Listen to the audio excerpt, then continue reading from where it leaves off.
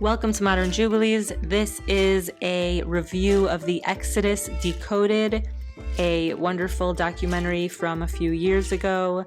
Here I'm going to go through the main points of this long documentary in brief, and a review for those who saw it, and a brief for those who did not. Part 1 is the Tempest Stela. So hidden in the basement of the Cairo Museum is an incredible large stela. This is a piece of stone that has hieroglyph carvings inside of it that tells a story of a great catastrophe that includes a great storm, darkness, and statues being thrown to the ground. It happens during the time of Pharaoh, whose name is Ahmose. And this happens during the Hyksos period in Avaris. So this happens in the area of the Nile Delta. And this is generally the area where the Israelites lived and where the story of the Exodus did take place. This is from around 1500 BCE, which is not far off from the estimates of when the Exodus occurred. Ahmose in Hebrew actually means brother of Moses. Musa in Arabic is Moses. Moshe in Hebrew, Moses in English. Ach is a brother. So very interesting that during this tempest, this tremendous tempest that they make this enormous rock to talk about, the name of the pharaoh is Ahmose. Now, why is that interesting? Because Moses, if you recall the story, grows up with the man who becomes the pharaoh, because Moses is adopted by the then pharaoh's daughter, and then he grows up alongside who becomes the pharaoh of the story of the Exodus. So he becomes known as Ahmose, brother of Moses. Apparently something unforgettable happened. Let's go to part 2. This is of 15. Part 2, Avaris, capital of the Hyksos, Tel El Daba. So who are these Hyksos people? What do we know about the Hyksos? The Hyksos come from the direction of Sinai. They come to Egypt and they rule over Egypt for a period of time before they are kicked out. Now this sounds an awful lot like the story from the Bible of the Israelites, and we don't have any alternative people that it could be who holds this story that they ruled over Egypt and then were kicked out. So this story is already starting to come together here.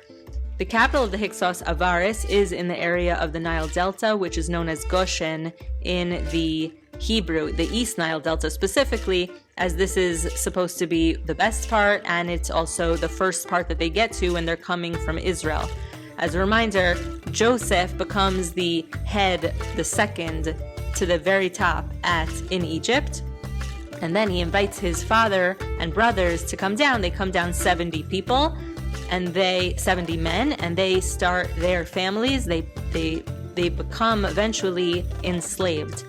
The Egyptians are afraid that they are reproducing too fast, they're too successful, and so they enslave them by paying them less and less, and then eventually just treating them like slaves really, really badly until they are taken out by the mighty hand of God.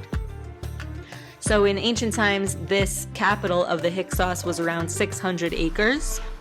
And there is something called the Beni Hassan tomb over there. It records the story of these people who come by way of Sinai and become rulers. They are called there the Amo, which in Hebrew is God's people, his people. And here we see pictures of women in very colorful dresses, and this would make sense in terms of the Israelites who did dress in colorful dresses. And also, interestingly, Joseph was known for having his Technicolor dream coat. All right, so this is a picture of the tomb. Part 3, Yakob Seals. There, at this place, are found 9 of these mud seals at this place called Avaris. It's the only instance where a Hebrew name is found on Pharaoh's seal. So apparently there was a pharaoh, someone who ruled over Egypt. Not necessarily a pharaoh, but a ruler over Egypt who had a seal that would be stamped onto decrees. And there were 9 of these seals found that say on them, Yakob. And Yaakov is the name of the father of Joseph, and the father of, he was one of 12 sons.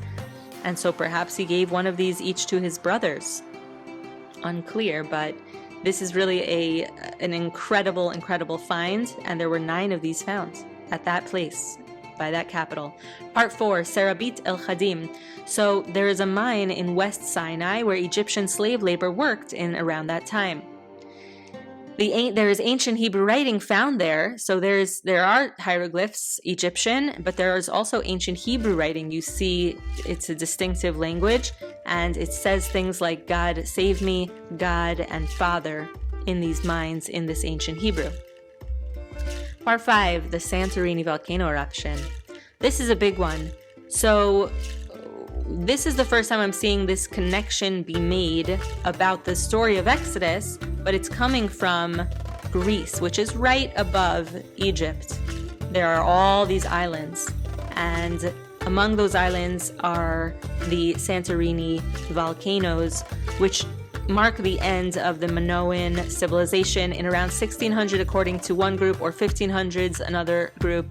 There was an enormous volcano eruption. It was a catastrophe that matches the Tempest stela in description and in time. And so this is a connection that's already being made independent of the whole story of the Exodus. This cataclysmic event would have been many times stronger than the atomic bomb.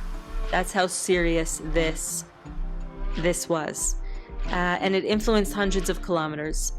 There was pumice, which is volcanic stone, and volcanic ash found in Egypt by the Nile Delta. Santorini ash was found in the Nile Delta. They found 40 grains of whatever they looked at, and that was from around 1500 BCE. And it could have gotten there only through coming from this actual volcanic eruption, which is happening just north of Egypt, right? We're at the very top of Egypt, this whole story. So this is the Minoan eruption that devastated Thera. It's also known as that. Here's some pictures. So here we have Egypt. This is where the Nile Delta is. This is where the story of the Exodus is going to be taking place. And this is where the volcano would have been. It would have been enormous, happening under the ground as well. And so it is not far-fetched to say that this would have had an impact, as it was an absolutely enormous cataclysmic event, the Santorini, and this connection has already been made. This is what it would look like up close. Part 6. What are the effects of such an enormous volcanic eruption? And we learned this from a place called Lake Nyos, which is in Cameroon. There was an enormous volcanic eruption there. Not as enormous, but there was a large volcanic eruption there in 1984 and 1986. And specifically the 1986 one was worse, which is part of the story here too, that there are smaller eruptions that lead to an absolutely enormous eruption. So what happens in this eruption? Step 1 is the first step of this, of the fact that something is going very, very wrong, is that the water in the lake turned blood red. This bright, bright red. This is one picture. There are other pictures where it looks even more bright. There is a bright red rust color. Why is it rust? Because the iron is coming out of this gas, and when it mixes with oxygen at the surface of the lake, it creates this rust color, and it causes death of the fish. So what happens when all the fish die? They can't escape, so they die. But who can escape the water? The frogs. The frogs flee the water, and there would have been an infestation of frogs next to any water source that was affected by this gas leak. And so as it happens, as we're learning about the Exodus story, there are 10 plagues that come onto the Egyptians. And the first one is that the water turns to blood. And the second one is that there is an infestation of frogs. What are the next 3? Lice, flies, and epidemic that kills the animals.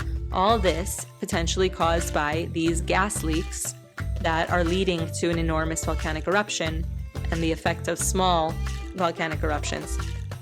Step 4, I'm not going to show you these pictures because they are absolutely horrendous, from Cameroon, are enormous boils and blisters that happen from the reduced circulation due to these gas leaks. And this was seen in the 1980s in Lake Nyos, Cameroon. You can look up the pictures if you really want to see, but they're really bad.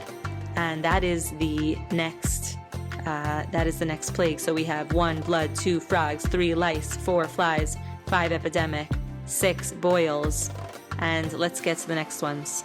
Part 7, is fire and ice. So we had part 6, now we have part 7, and this corresponds to the 7th plague. Fire and ice. Ipawar papyrus talks of ice and fire together, which was a type of volcanic hail. So there's a papyrus from around 1250 BCE. It tells the story of some of these plagues, including mentioning the river turning to blood, and it talks about an ice and a fire together. Now, how does this happen? An ash cloud from the volcanic eruption traps the cloud moisture from the air. And this moisture from the air is now alongside this fire and ash that has come from the volcano. So along with ash and crystals, this leads to the hailstorm. All right, part 8, the final plagues. So the last 3 plagues, 8, 9, and 10. 8 is locust. A cloud of some 40 to 80 million locusts are basically just how locusts get around. I've been among a storm of locusts in the desert, and they come in waves of an incredible amount of them, and they're very, very big. And they happen to be kosher too. Earthquake storms, hail, and weather disruptions would lead to their movement. So all this crazy stuff going on would lead them to take off and look for a calmer place to be. And a final major volcanic eruption would lead to an enormous ash cloud 40 kilometers high, 200 kilometers across. The Bible calls it a palpable darkness. There would be ash everywhere, and the Santorini ash found in the Nile Delta confirms the ash did reach there. So this is the 9th, and then the 10th plague, which is here part 9, is the death of the firstborn. This is a picture here in the background of the son who died at 12 years old. His tomb, the son of Ahmose. His name was Prince Ahmose Sapphire. He is the eldest son of Ahmose. He died at age 12. Now, this death of the firstborn affected only the eldest sons, who were the heirs. And as part of their privilege, they slept on low beds while their siblings slept on rooftops. Now, they slept on these low beds, and that had an effect because the carbon dioxide gas turned into a rolling fog that moved across the land, just how, Israelites and Jews have imagined this plague as being a sort of fog rolling low on the ground. It's always been imagined that way, seen as the angel of death that's sort of moving in a low cloud. And this is exactly the physical thing that happened here, a fog rolling across the land that was full of carbon dioxide gas from the volcanic eruption that was happening, leading to lots of gas going off. That's what leads to the fire of the volcano. In 1986 in Lake Nyos, Cameroon, this fog killed 1,800 people. And in the documentary, you can see from a young woman who lost the large majority of her family. But those who slept on higher ground survived. And in Egypt, a mass grave of only males was found that apparently all died at the same time from some sort of plague. And this is the only one of all males. It's not usual for a plague to only affect males. Here it appears this has something to do with maybe where they slept, but also perhaps there is also miracle involved. I'll say that, for example, the plague of darkness, it's not mentioned in the documentary, but this apparently did not influence the Jewish people. And so how do you explain that exactly? It's not clear. But how they explained that this wasn't affecting them was that they were having their first Passover Seder. They were all sitting up at the table and having their first Passover Seder when this gas must have come over and killed the firstborns.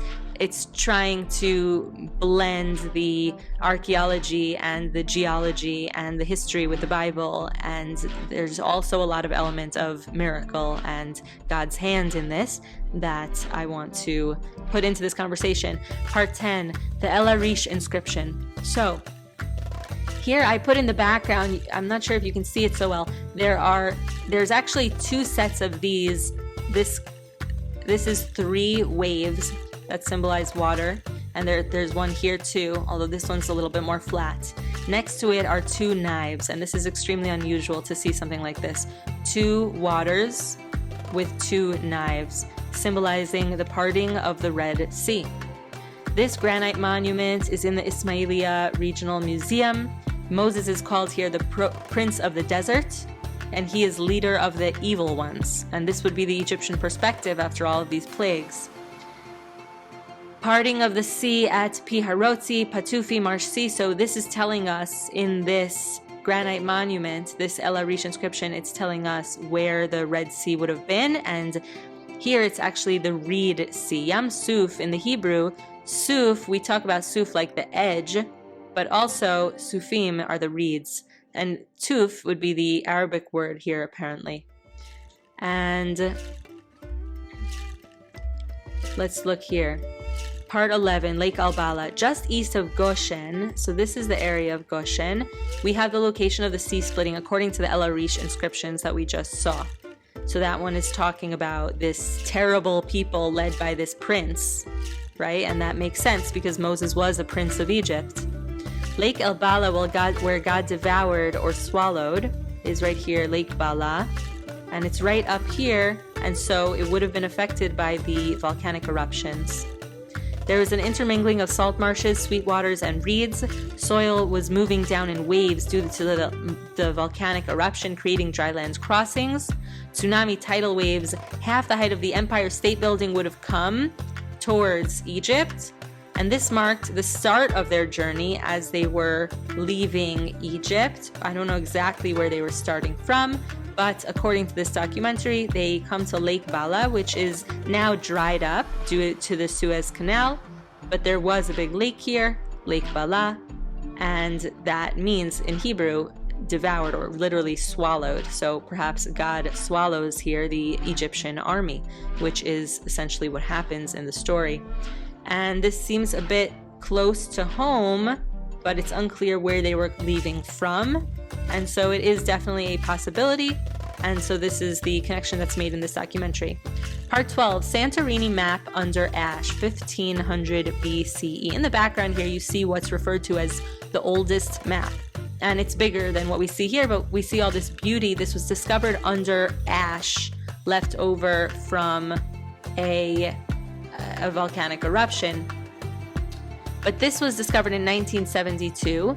There was this discovery of an ancient map that linked Greece and Egypt, showed a beautiful map linking Greece and Egypt. And in Egypt, you see there is a port city of Avaris. So there was a voyage that was talked about from Egypt to Santorini. So under all the ash doesn't mean that it is from exactly before this volcanic eruption. It could be from around that time, but apparently this is from around 1500 BCE is what we know. Talks about a voyage of people who make their way to Greece. And so it's basically saying that Egypt had the strongest relations at the time with Greece, and so there was a strong history of trade between the two places. I'm not saying that, and I don't think they're saying that the people in this picture or the people who drew this picture are necessarily Israelites in any way, but it could be. But either way, after the splitting of the sea, some people may have found their way to Greece after the splitting of the sea, going north, and perhaps those are the people who had the strongest relations with Greeks. They made a voyage to Santorini. Apparently this was normal as there was trade between Greece and ancient Egypt from the port city of Avaris, which is portrayed in these pictures. Greek Minoans lived in Egypt as traders, and Egyptians apparently lived in Greece, right? That's what it is to be a trader, with a D, trader. Egyptian swords and gold treasures from the Exodus were found in this area. So in this area of Santorini, there are a lot of gold treasures that are discovered, and there are tombs there right by a large mountain shaped as a pyramid. And these tombs that are there have gravestones. They have a clear map of the Exodus story on them. And so Homer, that's a typo, Homer called those who were buried in these Mycenae, this area where a lot of people were buried, he calls them Danoi. And this may be related to the tribe of Dan. We're going to revisit this later, how this all connects with Greece. Now, these Mycenae tombstones, known as the grave stele, there is a grave monument that shows Egyptian chariots chasing Moses or a person, and then getting swallowed by the sea. There are 3 of these steles. You see water above and water below, water coming down. You see Moses running forward, then he turns around and you see the chariots sinking. And in the 3rd one, which is hidden away and not available for people to see, but it's known what's on it, these chariots are overturned, and we have some images of those. So they get swallowed by the sea, and this is clearly the story of what happened to the Egyptians as the Israelites were running away.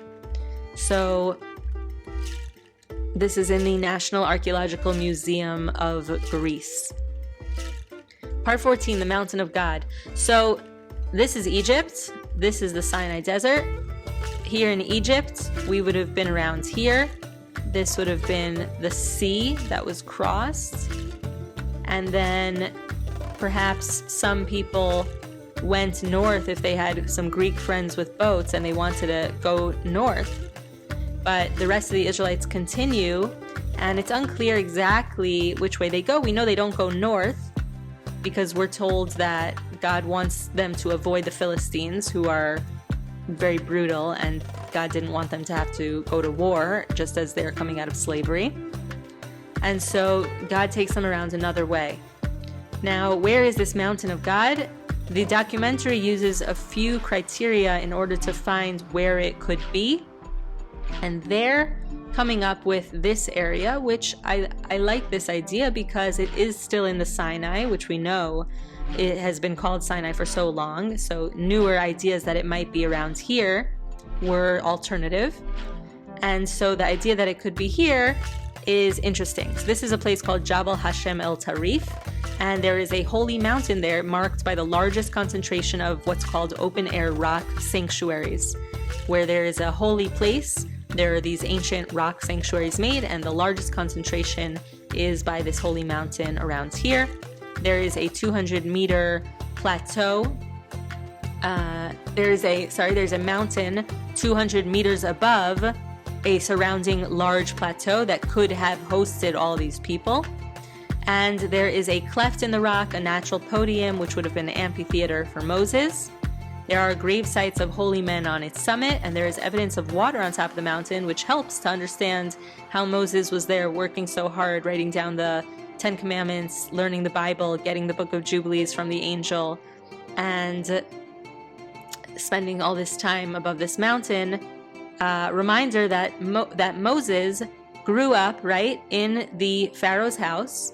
He grew up as a prince, but then he started to feel bad for his brethren, the Israelites who were enslaved. He ended up running away to Midian, where he worked and found his wife and got married. These are the forefathers, the Midianites are the forefathers of the Druze, which is why they continue to be a strong ally of Israel. And so Moses marries into this family, but he goes back and says, "Let my people go," and then takes them back. So he knows this area well because he ran away to this area. So he takes them, and apparently this experience happens around here. There's evidence of water atop this mountain. There's travertine indicating calcium, indicating an ancient spring. And part 15, last part, in the Mycenae, these people who lived in this area of Greece, they're called the Danoi by Homer. And so if, let's say, they were descendants of the tribe of Dan who left after the splitting of the sea, they went north there, they took ships with their Greek friends and they went there. They would have taken, right, when the Israelites were coming out of Egypt, they went with a lot of gold. The Egyptians gave them their gold and said, "Go." And this made up for many years of slavery in a way, but either way, they said, "Leave." And so we have tons of gold, beautiful, beautiful items from the Mycenoi. And the tribe of Dan are also those who helped to craft the golden ark and the tabernacle. And in the tabernacle, there are images of winged lions. So it's possible that they then rejoined the Israelites after spending some time in Greece. It's unclear exactly what the story is, but there does seem to be some sort of connection. Excuse me. And here we have in this museum in Greece an ornament, besides for the crown, besides for the washing cups and these kelim, these vessels. We have this special ornament. There are 3 of these that we see. Who knows if there were more that were found. There were 3 of these that were found, and they're apparently ornaments that were hung from clothing. They would have been hung from priests' clothing. What we see here is clearly the top of an altar where an animal, for example, would have been sacrificed, and then the blood would have been put on the 4 horns. This was part of the tradition in Israel, and it's a very, very ancient tradition. Noah, when he comes off the ark, gives a sacrifice, and Cain and Abel, Adam and Eve's children, gave the first sacrifices. So giving an offering to God is a very, very traditional thing. But here we have something special, and what we see here is, first of all, it's an ornament. So who would wear this and why? Apparently it's a priestly thing. It's got this altar.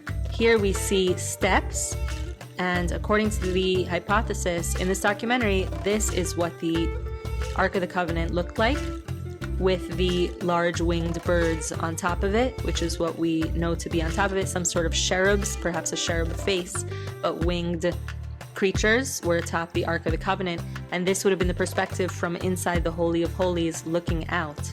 And so you would have seen the the Ark of the Covenant, and behind it there would have been curtains, but this is a visual that only really Moses or the high priest like Aaron would have seen.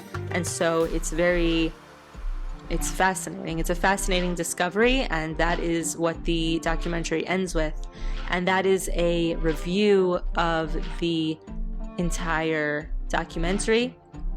We went through each part, and I hope that this was interesting for you, that we learned something together. Santorini volcano eruption, a large part apparently of the story of the Exodus and the Exodus Decoded. Hope you enjoyed. This is Modern Jubilees, and we will see you next time.